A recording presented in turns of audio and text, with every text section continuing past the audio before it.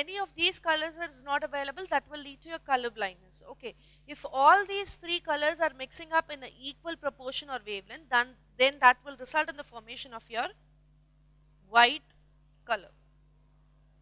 Okay, so white ray is formed by the equal mixing of all these three primary colors. Okay, so in photopic vision you have pigments, and by the blending of these pigments all of the colors are formed. So this is all about your photopic vision. Okay, coming to your scotopic vision or your twilight vision, scotopic. How was this formed is that, here there aren't any, you have a pigment but it is not a color based pigment. Okay, you have a pigment called as rhodopsin. Rhodopsin is a pigment present in your rods.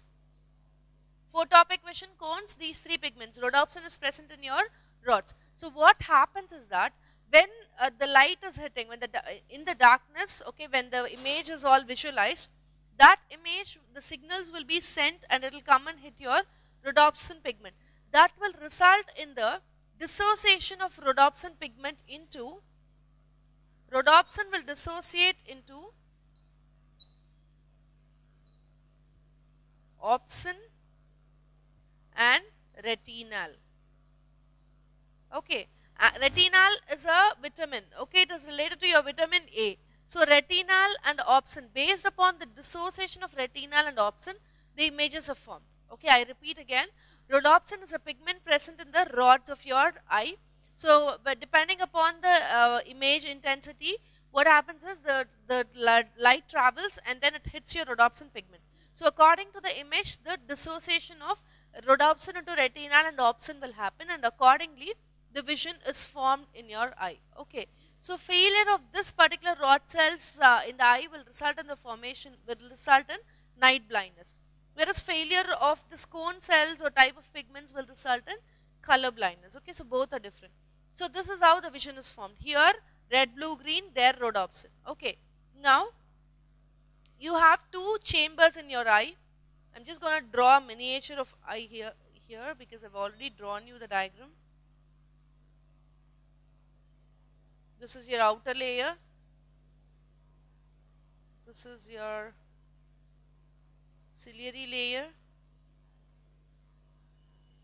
and this is your retina. Okay, now here in between, so this is your cornea, correct? So between your cornea and your ciliary muscles you have a liquid chamber, and this is called as aqueous humor. This is called as aqueous humor. And between your, so you have your lens here. Okay, so between your lens and retina you have one more chamber called as vitreous humor. Okay, so these two are the liquid entities which will help in adjusting your eye, focusing the object, movement of the eye. So this actually also helps in keeping your eye wet for the lubrication purpose and the movement purpose. Okay, so you have two humors, one is aqueous humor and the vitreous humor.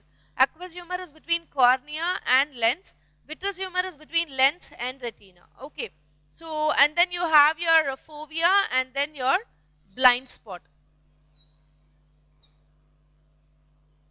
Okay, this will be your blind spot. So from the blind spot the impulses are all connected together, and this forms your optic nerve. This forms your optic nerve. So whatever the signals or impulses we are receiving, that is all transmitted to the brain through your optic nerve. Okay, so this is all about the eye, structure of the eye. Okay, so I repeat, there are three layers: sclera, choroid and retina. Sclera is for protection, this forming cornea in the front. Choroid is muscular, it is forming ciliary muscle.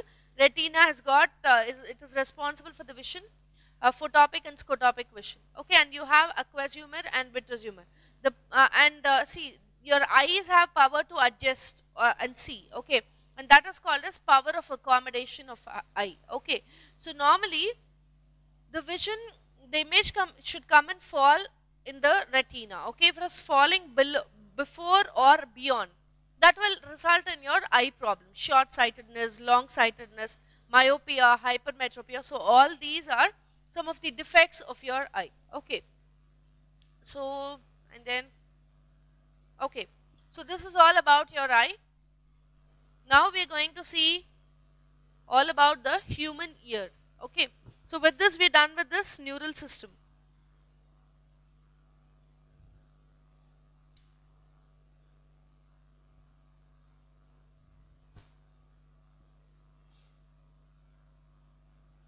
Okay, so as you know, human ear, this is also one of the, see here we call it as optic, correct? Optic. Can study of eye is called as ophthalmology. Okay, and here we use a term called as auditory. Okay, here we use auditory.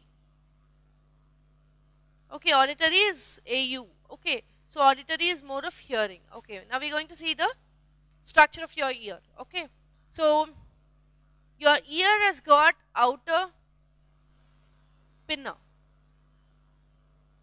Okay, and this pinna will lead to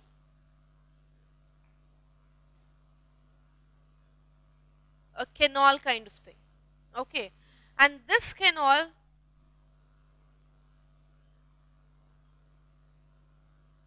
will end up in a membranous structure.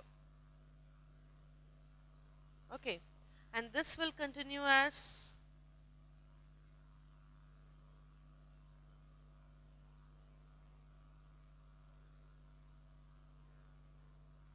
okay, and this will open in your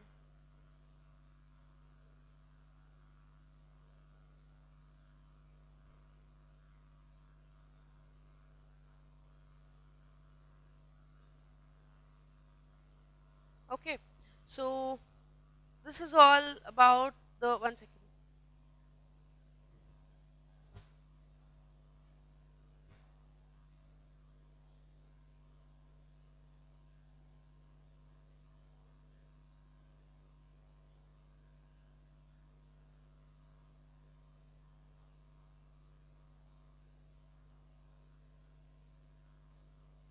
Okay, so this is how the structure of ear will be.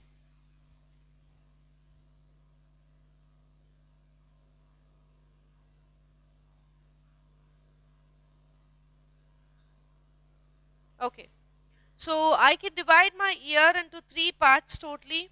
Okay, this is your pinna. See, I can divide it into two parts: outer ear, middle ear, and inner ear.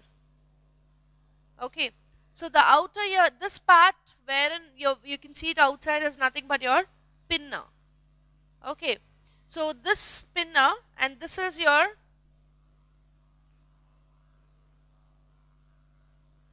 auditory canal. Okay, so pinna and auditory canal was coming under your outer ear. Okay, let's see about the functions later, but I'll just explain you the parts first, followed by that we'll see the functions. Okay, so pinna and auditory canal will come under your external outer ear. Okay, next this is your tympanum. Tympanum, and these three are your ear ossicles.